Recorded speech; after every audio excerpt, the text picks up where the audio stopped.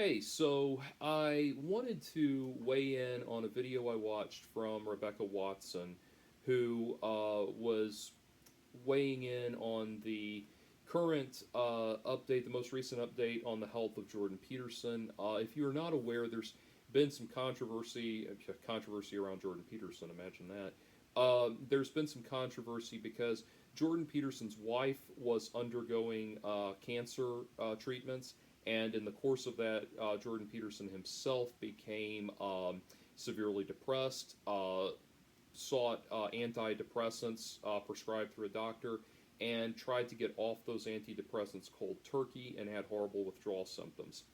Now, I am someone who similarly has tried to kick antidepressants cold turkey. I know exactly the hell that Jordan Peterson went through with that. I mean, the movie Jacob's Ladder feels mild by comparison. It is an absolutely horrible experience. In my own personal case, I was with doctor's assistants instead of kicking cold turkey, which I never should have done. With doctor's assistants, I was able to taper off um, my the one antidepressant I was on and replace it with a lower dose of a different antidepressant that did not have the side effects of the first one that prompted me to want to get off of it in the first place. Anyway, and that's been for a couple of years now. I'm doing well. So, anyway, the what I wanted to get at though was that Jordan Peterson's stuff was very helpful to me at during the time in my life when I was trying to kick those antidepressants and I was in a very uncertain place psychologically. I really got a lot out of his Maps of Meaning, the 2017 Maps of Meaning lecture I watched, the most recent of the personality lectures I watched, uh, the um, the Bible lecture series I watched, and to those who have asked, yes, that did have a role in me coming back to faith, but that is a whole other story, a whole other topic of discussion. Um, but then I watched all of the debates and interviews that he's done, like the Monk debate where he mops the floor with Michael Eric Dyson. I watched all the Sam Harris debates. Um, and then I read 12 Rules for Life, the book, and I really liked it. And so I agree with, I actually agree with Rebecca Watson on certain issues. Like, or more precisely, I should say, I agree with Jordan Peterson on certain things and disagree on others. So, for example, she brought up his statements about enforced monogamy. I disagree with that. However, I disagree with what he actually said, not the wildly bastardized interpretation of that statement that was presented to the media at large. So I disagree with that. However, when it comes to the subject of gender pronouns, well, my personal position is that there are two genders and only two sets of pronouns that I will acknowledge. I will not be legally compelled to use speech I do not desire to use. I am perfectly willing to refer to trans people by their preferred gender pronoun, male or female, provided one that I feel that they are sincere in their desire to identify and not just jerking me around, and two, I feel that they're making a good faith effort to transition to that gender and to make an appearance as that gender. Um, if you are born a male, have a man's haircut, a full beard, wearing a suit and tie, and talking with a deep, gravelly voice, and you want to be called she, I think that's absolutely ridiculous. However, if you are sincerely transitioning, I have no problem giving you the pronoun. Anyway, that's where I stand on that. That's not what this is about. What I wanted to get into, though, was what Rebecca Watson, her core position about her core perspective on Jordan Peterson seems to be one that a lot of people have, which is this idea that his position is one of being totally merciless and cold-hearted and lacking and devoid of any kind of compassion and just hitting people over the head and saying get your act together and that's it. And it's very strange to me because that is not what I took away from his lectures at all. What I took away from it, for me personally, ironically, at a time when I was trying to kick an antidepressant dependency, what I took away from his lectures was a not a cold-hearted a cold-hearted disdain, that clean up your room and get your act together and that kind of thing. That was not what I took away from it. What I took away from it was somebody who really really wanted to get people to understand that you can do this. You have the ability to do this. And that's what was so interesting to me, because to me it seemed so compassionate. And it seemed like this person wanted me to have agency and wanted me to be able to take care of myself. And that was the message that I was getting from it. And to give you an example, talking about the anxiety, the underlying anxiety, I have dealt with very severe anxiety my whole life. In the last few years, about the last 5 years, I have undertaken radical action to deal with it, because for so long, it's like, for so long, my anxiety was a person that followed me around that I was begging to act properly. It's like, imagine there's a person with you that is going to just fly out of control and flip over the table and punch people in the face. Not that any of this literally happened. I'm saying the feeling metaphorically. That there's this person that's going to that's going to just punch you in the face and smack you around and start shaking you and punching you in the guts and just hitting you in every possible nerve center that you have and just beat the living shit out of you at a moment's notice at any time. That was my anxiety, like this bully that's going to knock me down and kick the shit out of me.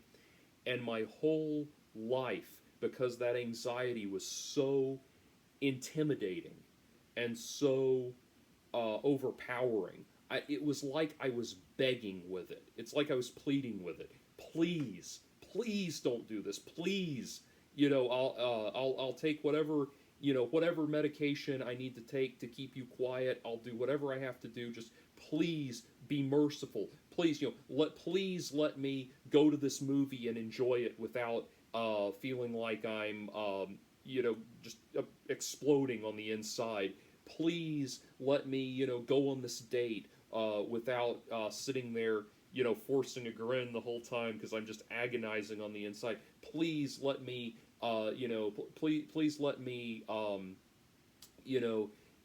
take this trip or talk to this person or run this errand. Just please don't interfere. And just terrified. You're just terrified, and it's like you're even terrified to ask it not to hurt you, because you don't even want it. You don't want to get its attention. It's like it's this horrible imposing bully whose attention you don't even want to get. Like you just want to just slither by as quietly as possible. A few years ago, circumstances in my life arose such that I just said, I'm done with this. I'm done feeling like this. And I'm done with numbing myself with medication. I'm done with living in fear of this thing. Jordan Peterson, in 12 Rules for Life, the first rule is stand up straight with your shoulders back. And he talks in there about how to, how doing that, assuming the posture of confrontation, will allow you to confront your demons, essentially. And I tried that, and I put it into action, and it, as a way of dealing with, as a way of metaphorical way of dealing with my problems with anxiety, it worked beautifully. because it's like when I would start to, um, when I would start to experience anxiety, instead of, going and sitting like this and just, sitting like this and waiting for this horrible feeling to pass, I would stand up straight and say, "What have you got?" To myself, "What have you got? Give me everything you've got. Come on. Do it." And that process, doing that, was the cognitive behavioral modification that I needed to make. And it was not the end of the anxiety, but I found a way to present to confront it, because anxiety ultimately cannot actually harm you. Well, there can be things of, exposure to prolonged anxiety can cause, things like ulcers and that kind of thing. But in the moment, anxiety can't harm you. It's just the most horrifying feeling, devoid of an actual danger. And it's and so when I would start experiencing anxiety, I started making it a point to just stop, and I would just stop and say, like I was staring down a bully. "Come on, do it. Hit me. What have you got? Come on, you son of a bitch. What have you got?" And when I started doing that, when I started reframing my my approach to anxiety as being not being "please don't hurt me," not pleading with it, but started confronting it as an anthropomorphized entity that I was standing up to and that I was confronting, I uh, I started to feel better. I started to be able to handle the symptoms that I was being presented with. And what happened then was the therapist that I started seeing recommended a book called Hope and Help for Your Nerves by Dr. Claire Weeks, which, by the way, I'm sorry, I'm going to have to blow my nose in front of you. Which, by the way, I highly recommend to anybody dealing with anxiety. It's an old book. It does have things in there like talking about shock treatment, so I'm not suggesting you get shock treatment, but the information about anxiety is phenomenal, even if the language is a bit antiquated. But anyway, so I just started feeling better, and what was great was my personality started coming around more as well. I started feeling more in command of my personality and of my interactions with people. I started feeling more comfortable telling people, not angrily, but just telling people, "No, this is not correct. We need to do it this way." That kind of thing. I know in my often over the top, previously larger than life YouTube persona, it probably seemed strange that this would be what I was like in real life. But in real life, I'm actually much more quiet and introverted than you might expect or would expect. But anyway, I started getting more comfortable with confrontation and all of that. And it's not, Jordan Peterson's advice was not the end-all, be-all. There was still a long way to go. But it was not, I didn't feel like this was some cold-hearted bastard that was, just, kicking me in the guts and saying, "Clean your room," and all of this stuff. I didn't feel like that's what he was saying. What I took away from it was somebody who was saying, like, "Look, we're going to get in there and we're going to fight. We're going to fight this and we're going to win." And that's a very, very empowering feeling.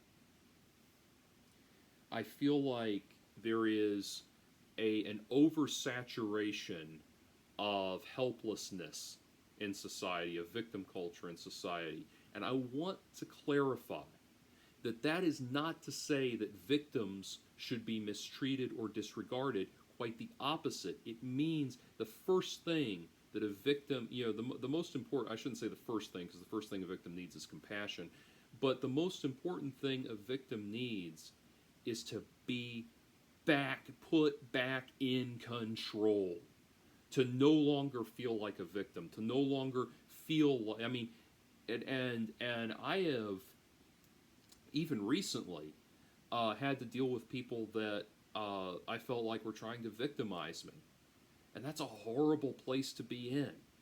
It is a horrible feeling to be in that place. And I feel it's weird. What I feel like has happened, there's two very divergent ways of interpreting Jordan Peterson. And I feel like Rebecca Watson is falling in on this side that is kind of, it's a thing of like of perpetual victimhood, of this idea that your victim status somehow becomes the base defining factor of what you are, from which everything else in your life springs, which I think is very unfortunate.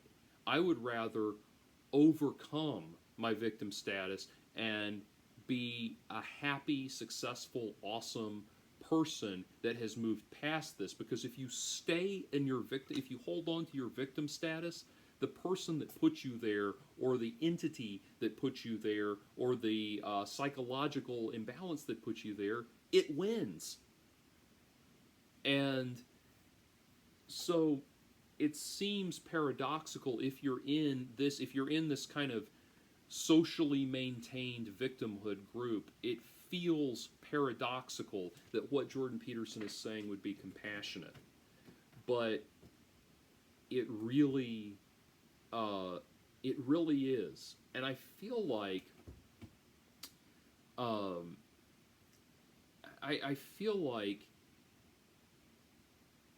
we're getting to a point where there's the statement, teach a man to fish, and, or, give a man a fish, he eats for a day, teach a man to fish, he eats for the rest of his life. There's people, it's like we now we're getting to where we can divide the world into people who see the wisdom in that statement, and people who see only a cold-hearted bastard that's trying to disregard your needs and your feelings. And I feel like if we could overcome that divide,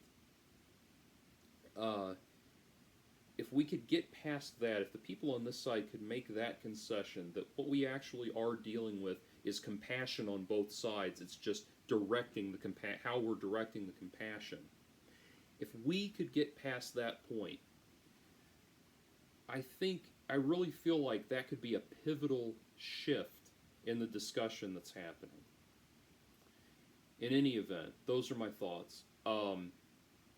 I would like I would like to know more about the situation with Jordan Peterson's wife. There has been very little update. There's been very little update in that regard, so I am interested in that. But in any event, that's where I stand, and hopefully I've contributed to the discussion. I really do. It really is just strange to me, the amount of controversy that Jordan Peterson has gotten. It's almost as if we've entered a cultural point where we are just we've got two sides that are completely lost in black and white thinking. And if we can return to nuance, if we can somehow bring ourselves to embrace the idea that, as Sirius Black put it, the world is not divided into good people and Death Eaters, Harry, then we can maybe start to see some improvements around here. Anyway, those are my thoughts. And I do want to say one thing, by the way, as I'm thinking about as I'm wrapping up. I do think one thing that I agree with Rebecca Watson on, though, is that the Peterson family does seem very, very willing to try wildly avant-garde medical treatments and things that are way out there that have not been rigorously tested. His coma detox thing that he did in Russia being a prime example. I do agree with that. They are overly enthusiastic about a lot of unproven, scientifically unproven, untested, almost new age treatments like that. I do acknowledge though that that comes from their background, that their daughter Melania had some Melania Macalia had some extraordinary health issues early in life, such that to find treatment for those things, they had to be willing to try very new, very avant-garde things. So they're very comfortable with that. But I will acknowledge that it is from the skeptical standpoint, it is a bit troubling how willing they are to go just balls to the wall with wild vanguard medical treatments that are not rigorously scientifically tested yet. Anyway, that's where it stands. Peace.